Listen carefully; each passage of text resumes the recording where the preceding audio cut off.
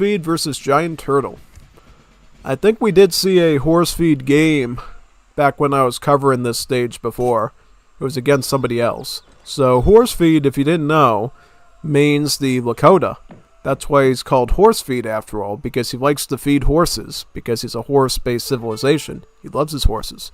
He doesn't let his horses go hungry. So we got horse feed playing as the Lakota, and then we got giant turtle playing as the Mexicans. So this would be a pretty interesting one. We got a Mexico versus the Lakota. A lot of things can happen here, honestly. But if I recall correctly, and I'll be honest from memory, this is a matchup that I did a long time ago during a Chori tournament. So basically, before I was posting YouTube videos, Chori ran a Definitive Edition tournament, and he went Mexico, and I was Lakota. He did a Baja California to me, and I was able to completely chum block it with the Lakota, which was pretty insane. So I think Lakota has a good chance against Mexico, because if I can do it, and I'm not that good at the Definitive Edition 1v1 anymore, then you can probably do it with Lakota. Definitely horse feed can. So yeah, let's see how this turns out. Alright, so what kind of treasure is this? This is an HP based one. Yep, this is a good pickup for the Lakota because they're very reliant on their war chief here.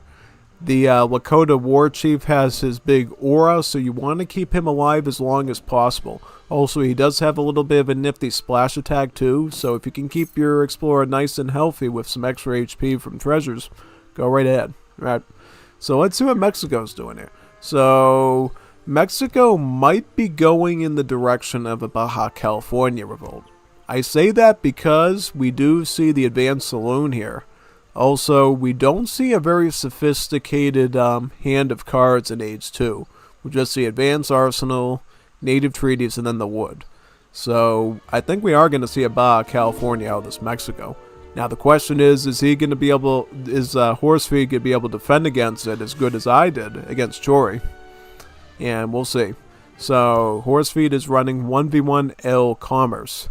So what's key in this deck? So for the most part, pretty solid first few ages. He does have the Cheyenne shipment, so he can ship in the Cheyenne Horsemen. That is an option for him. He's got his Tokawas, his Axe Riders, his Clubmen, his Bowmen. So he's got a pretty good stack of cards to get him through that assault by the Baja California Revolt.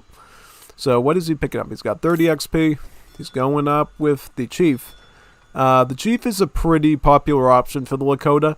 It's basically, in that age, the same as Quartermaster for the Europeans. So it gives you about 400 wood. Really helps you to get a war hut up, plan, forward basing or defending. It can be very useful for you. Also, it's very good that you got your wood line right here near the teepee, because the teepee actually improves the gather rate of your villagers nearby. So basically, if you can keep all your villagers near the teepees if possible, it leads to a much better gathering rate. Yeah, and he's trying to get as much wood as he can because he's probably going to want like maybe 2 war huts potentially, considering what he's going up against. But what is he picking up? He's picked up about 80 food. Not bad. Alright. Mexico's going up with Texacala. So, yep, that's looking very revoltish. So, let's see what he's getting with this wagon. Let's look at the military wagon. So, he's going to get a saloon. So, if he's getting a saloon, that means Baja California Revolt. I mentioned that yesterday when we saw another Mexico. I said, look out for that wagon. If you see it turn into a saloon, you're going to get a Baja California Revolt. If you see it turn into a barracks, it's a Central America Revolt. Or it might just be standard play too, but if it's looking sort of like a revoltish deck and then you see the barracks come out, you know that the revolt's going to be Central America. Yeah. Main reason is of course, Outlaws are really the highlight of playing Baja California. You're not going to do Baja if you don't like Outlaws, so yeah, basically. Alright, and then once you pick up the wood, then you have enough resources to go for that Baja Revolt. So that's what we're going to see here. Just pick up the Streletsy now, which should be all set. And we're going to see a Baja California right about now, right? Okay, so what's Horsefeed up to? How is he going to be able to defend this? So he's got a war hut already. He's deploying some war clubs. He's getting 4 war clubs. Okay, so he's going for hand infantry. Alright. Now, that's a bit of a concern, because right out of the gate when you get a Baja Revolt, all of your soldiers turn into, your villagers turn into the filibusters. The filibusters are muskets, so they're going to be very good against war clubs. Because obviously they have their own hand armor, so they can resist the melee on these war clubs. Plus they have a range attack, so stacked up, they'll be able to shoot these war clubs one by one pretty quickly. So I think that's a bit of a starting disadvantage for horse feed. Also, it looks like we got about 2 banditos queued up at the saloon right now. He's gonna look for some good areas to put these train posts on. He's gonna put it on the Apache. He's gonna put one on this trade route here. And where's this one going to go? I'm assuming it's going to go onto the Cheyenne site. That's what I would do. Also, Maha's picked up his rubber barons, so he's got a nice factory there that he can get some extra coin from and produce a ton of banditos. That's typically what we see with the Baja Revolt. We see constant spam of the banditos because it's really one of the best outlaws that you can do as the Mexicans. It's basically got the good stats of a Renegado, plus he's got a charged dynamite throw, which is basically almost like a grenade throw almost in terms of statistics. So it does quite a bit of damage, to say the least. Alright, so what do you do with this post you're going to put on the Cheyenne site? Very good. I don't know why it took that long for him to do it, but yeah. Okay, so he used up the dynamite on the Explorer. Horsefeed now has some C10 bowmen, so he does have a way of fighting back, it looks like. Archers will be great against these filibusters. He's got the war clubs focused on the trading post construction right now, which is very solid. Okay, so 3 banditos. He got 3 suatreros here. So it looks like he did ship in the good old Walker's Gang card there, basically. Alright, now he's sending Walker's Gang in. He sent the coach guns there. So he's got some outlaws here, and then he's going to get some more. So he's doing pretty good. He's keeping a steady supply of troops. I think he has to get through this massive C10 bowman if he's going to cripple the Lakota, honestly. Yeah, because like I said, I was able to beat a Baja Revolt myself. And in fact, because I was so aggressive, I was actually able to rush his factory and take that out, which is insane. I completely, derailed his entire revolt. So, let's see if Horsefeed can pull that off here or not. Because it looks like right now, Turtle's doing a good job consolidating outlaws. He's got some gunslingers, he's got some cowboys, he's got some owl hoots. He's really got all of the outlaws in one, because of the Walker's Gang card that gave him some of the U.S. outlaws. So he's doing pretty nice right now.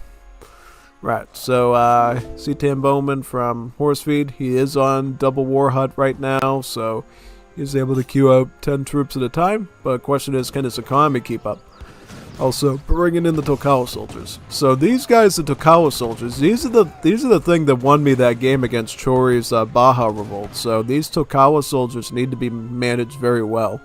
If you manage them well, and your opponent isn't paying attention, it is microing good, they can win you that game against Baja Revolt. So those Tocala soldiers are going to be really key here.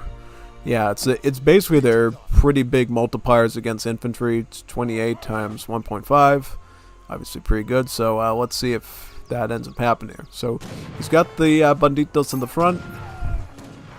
Bowman just... Okay, so here comes the Tocalas. He's going to get some of the infantry. So this is why I'm saying here, the Tocalas are so essential for defense against this revolt. Unfortunately, he had a number of cowboys and cuatreros there, so he was able to down the Tocalas. It should the Tocalas have lasted a little bit longer, I think he would have seen a more substantial pushback here. But unfortunately now, it looks like... he's throwing his Explorer in the front. This is a good trick, because all your archers by default will try to target the Explorer, and they'll ignore all the outlaws in the back, letting them live longer. Also, the charged shotgun attack from the train post also was a factor and ended up injuring his troops there. Right. Now Horsefeed has to send in the 4 Axe Riders as his next best cavalry. As the Baja is going to continue to add in outlaws. He's going to mix in banditos with desperados. The desperados are mainly there to act as a form of anti-cavalry, since you know that your Lakota opponent is known for using axe riders, so you gotta have something for that. Right. Also, picking up annexation. So he is going to start the trade monopoly now. So things are moving along very quickly here.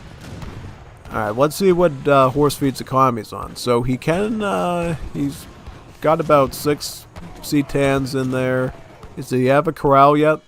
No corral yet, so no axe riders. He's just going archer at this point. So the countdown is started about now. Basically, Horsefeed has about 4.5 minutes to take out these trading posts and end the monopoly. Otherwise, he loses the game right then and there. No questions asked. So, yeah, unfortunately, it looks like he just doesn't. He doesn't have the numbers to be able to sustain that. Yeah, that was a very masterful revolt there by Turtle. He did a good job keeping a good number of outlaws on the field, maintaining the line against the Lakota, which we're trying to push him with the archers.